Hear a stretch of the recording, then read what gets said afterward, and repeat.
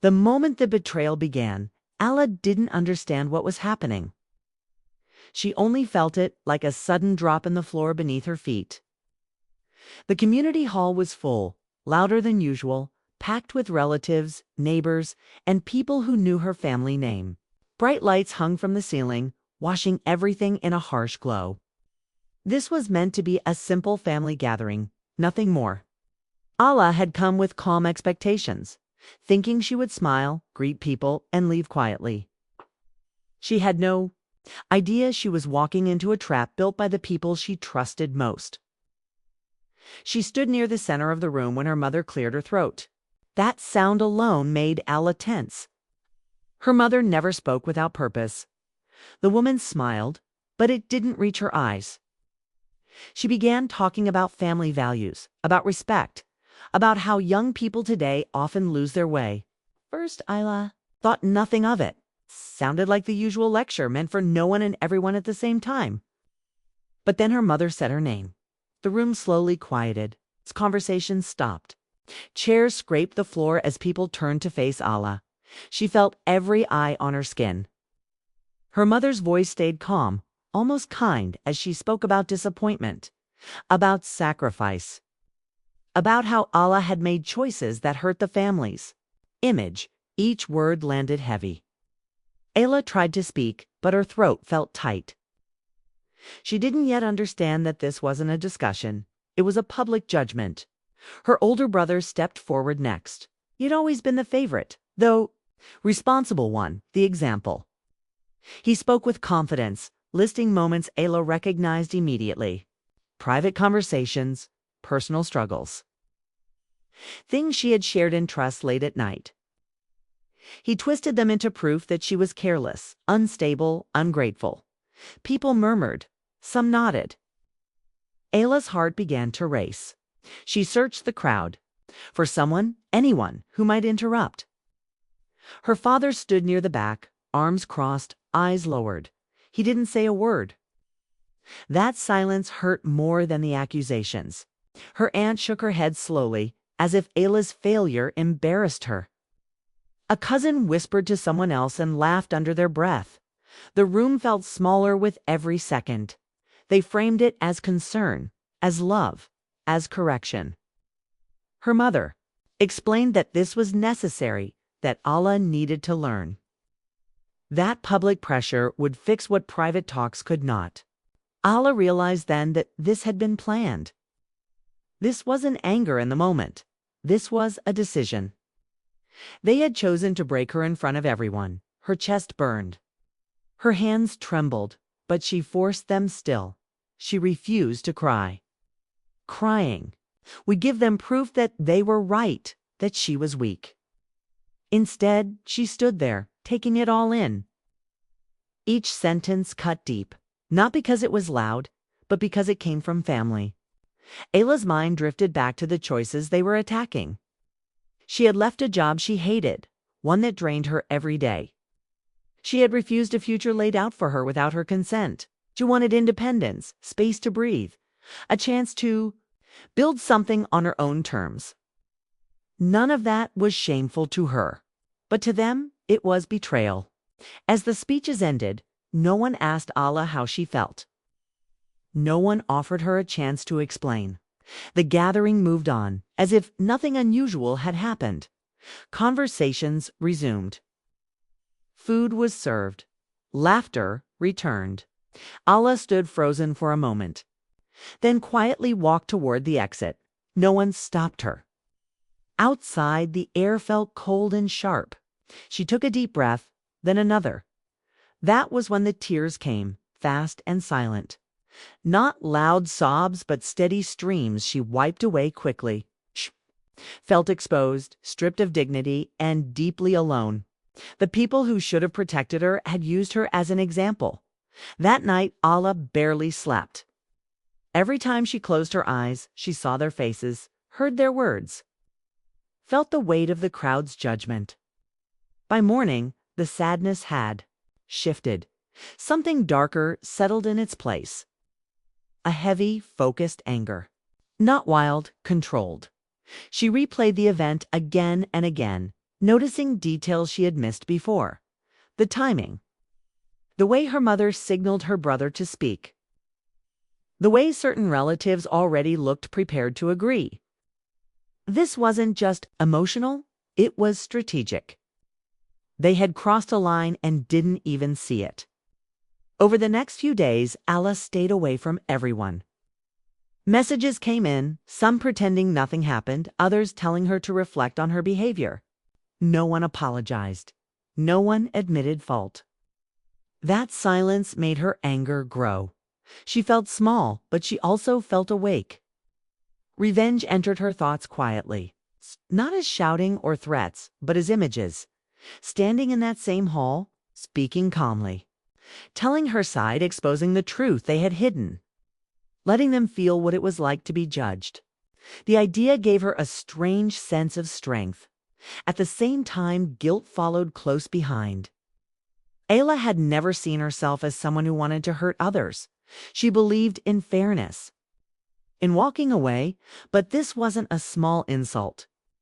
This was a public betrayal that had shaken her sense of safety. She began writing everything down: dates, conversations, decisions made without her input. Moments when blame was placed on her to protect someone else. She didn't rush. She didn't act on impulse. Each detail felt like armor. Her family, meanwhile, felt justified. In their minds, they had done what was necessary. They believed Ayla would eventually thank them. They spoke about her with confidence, certain they were right. That certainty angered her more than the humiliation itself. One evening, her phone rang. The name surprised her. It was her uncle. He had always been distant, living abroad, visiting only on rare occasions. He wasn't deeply involved in family matters, which made his call unexpected. His voice was calm. He didn't accuse. He didn't defend anyone. He asked a simple question. What happened? Alla hesitated, then told him everything. Slowly, clearly. Without drama, he listened without interrupting. When she finished, there was a long pause.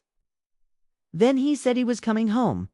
For the first time since that night, Alla felt something other than anger or shame. She didn't know what would happen next. She didn't know if justice was possible.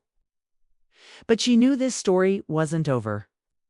And she knew she would never forget the moment her family crossed the line in public and changed her forever.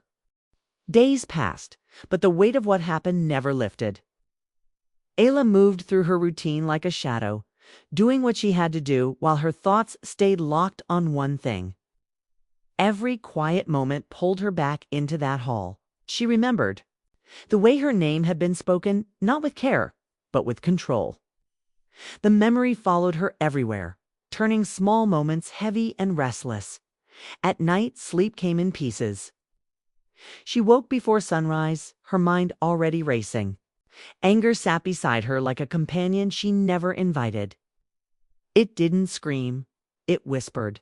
It reminded her of every look, every word, every choice her family made without her.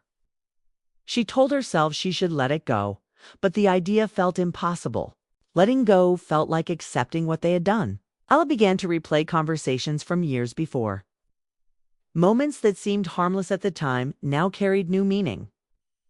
Advice that felt more like pressure. Support that only existed when she followed their plans. Love that came with rules. The betrayal hadn't started in that hall. It had been building quietly long before anyone spoke out loud. The thought of revenge grew clearer. She didn't imagine chaos or shouting. She imagined calm truth, a reversal of roles, them standing where she once stood, being forced to listen. The image filled her with energy, sharp and focused. For the first time since the humiliation, she felt in control of something. She started preparing carefully. Not in anger, but with patience. She wrote lists, not of insults, but of facts. Who made which decision? Who stayed silent? Who benefited from blaming her? She gathered messages, remembered meetings, recalled moments when responsibility was pushed onto her shoulders. Each memory strengthened her resolve. Yet doubt followed every step. Late at night, when the house was quiet, Ayla questioned herself. Was this who she wanted to become? Someone driven by payback? She remembered the younger version of herself who believed honesty was enough. That person felt far away now. Her family, meanwhile, acted as if nothing had changed. Invitations came. Casual messages followed. They spoke politely, confident she would eventually fall back in line. Their calm made her anger sharper. They had moved on because the damage wasn't theirs to carry. The only person who didn't treat her like a problem was her uncle. He called again a few days after their first conversation. He asked thoughtful questions, not to judge, but to understand. He didn't rush her toward forgiveness. He didn't suggest revenge either. He simply listened. His presence shifted something in her. Ella realized how rare it was to be heard without being corrected. With him, she didn't feel like a mistake that needed fixing. She felt like a person. Still, the desire for revenge didn't fade. If anything, it became more refined. She imagined standing in front of her family again, speaking clearly, leaving no room for excuses. She imagined the shock on their faces when the truth turned toward them. The thought brought a sense of justice she couldn't ignore. As the next family gathering approached, tension built inside her. She knew she would attend. Avoiding it would feel like surrender. Facing it would be painful but necessary.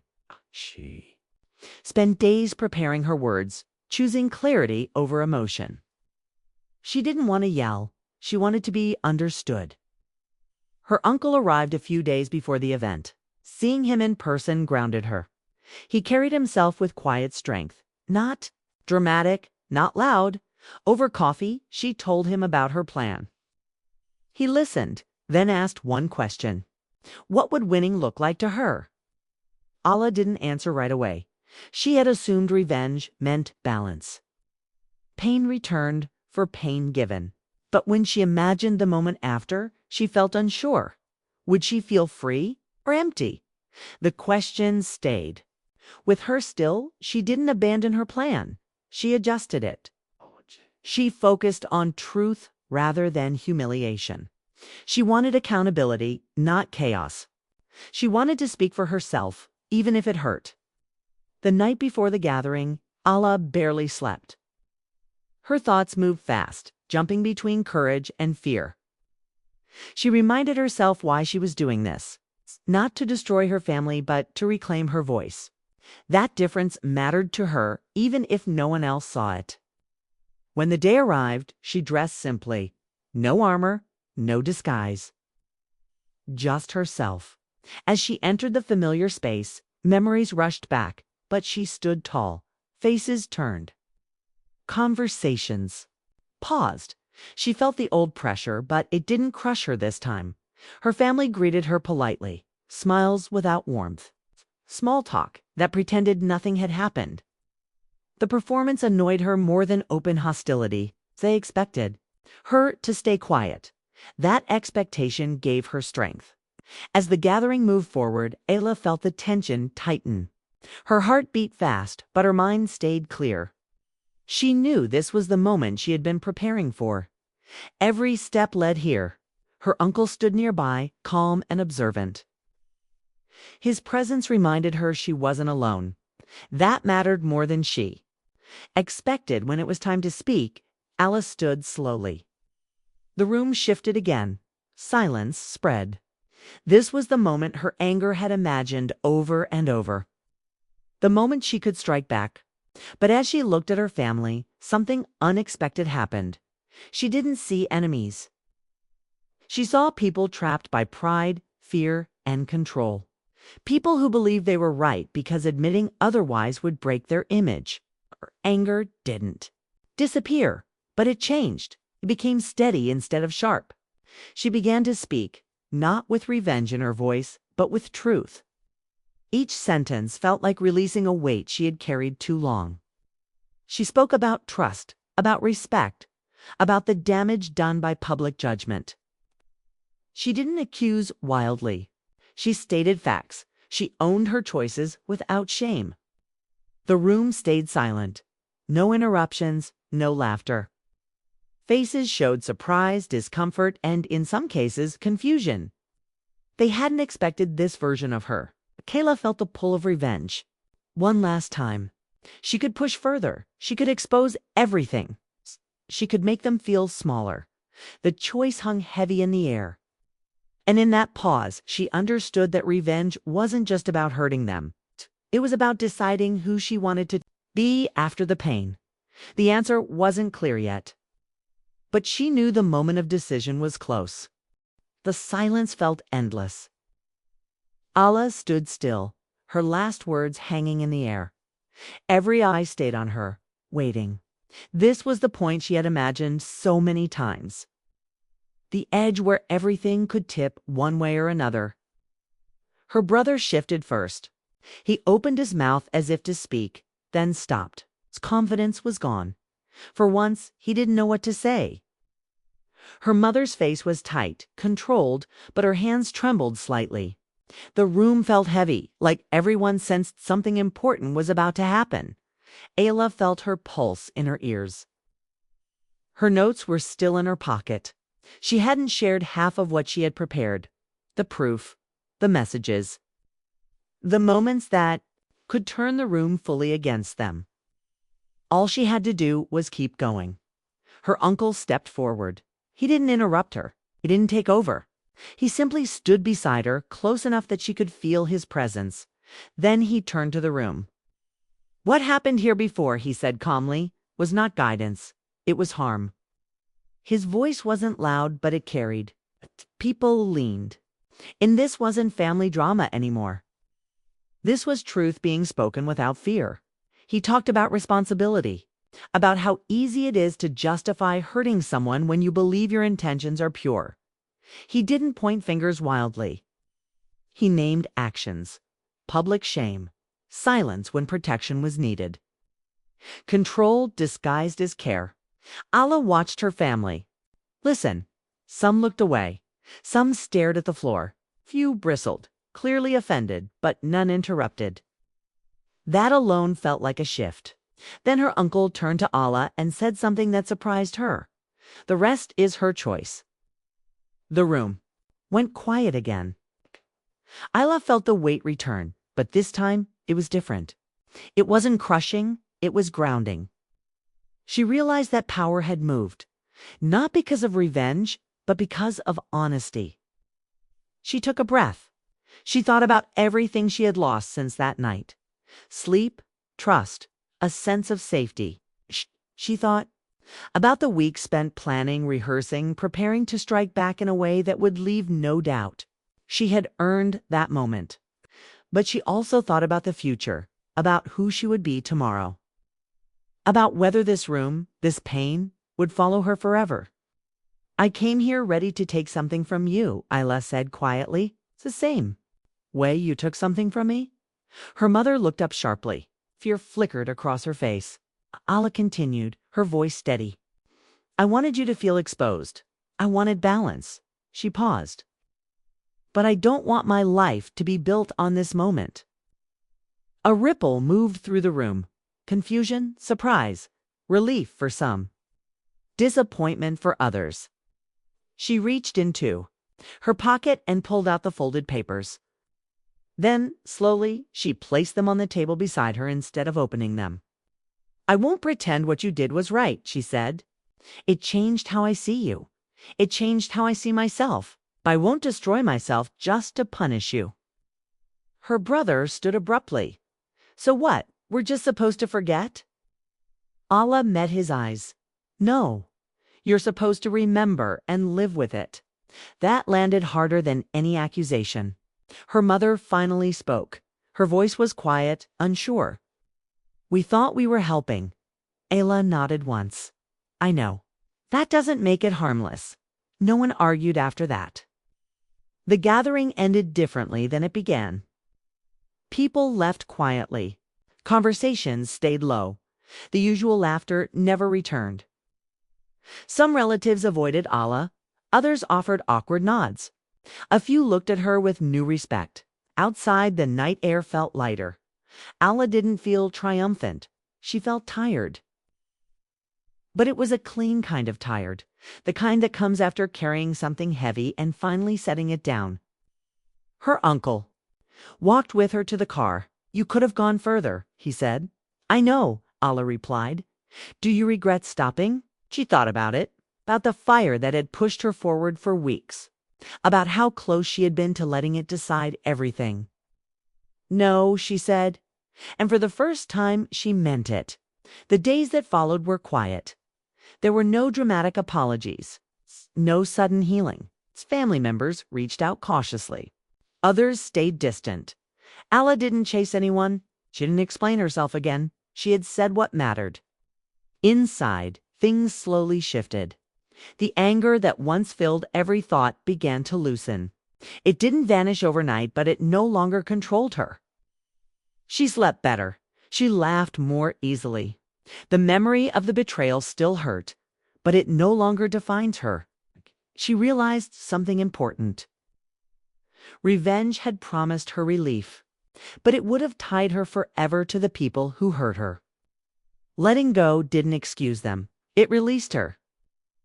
Weeks later, Alla ran into a neighbor who had been at the first gathering. The woman smiled softly and said, "You handled that with strength." Alla thanked her, surprised by how little validation she needed now. One evening alone in her apartment, Ayla unfolded the papers she had saved. She read them once more, then placed them in a drawer, not as a weapon, but as a reminder of what she survived, of the line that had been crossed, of the choice she made. She understood now that revenge doesn't always look like striking back. Sometimes it looks like refusing to be shaped by cruelty, like choosing peace without forgetting truth. Her family would carry their actions in their own way. Some would deny them, some would justify them. A few might one day truly regret them. That was no longer her burden. Alla stood by the window, watching the city lights flicker below. Life stretched forward, uncertain but open. She had been betrayed. She had been humiliated. But she had not been broken. And in walking away from revenge, she had taken back something far more powerful: herself.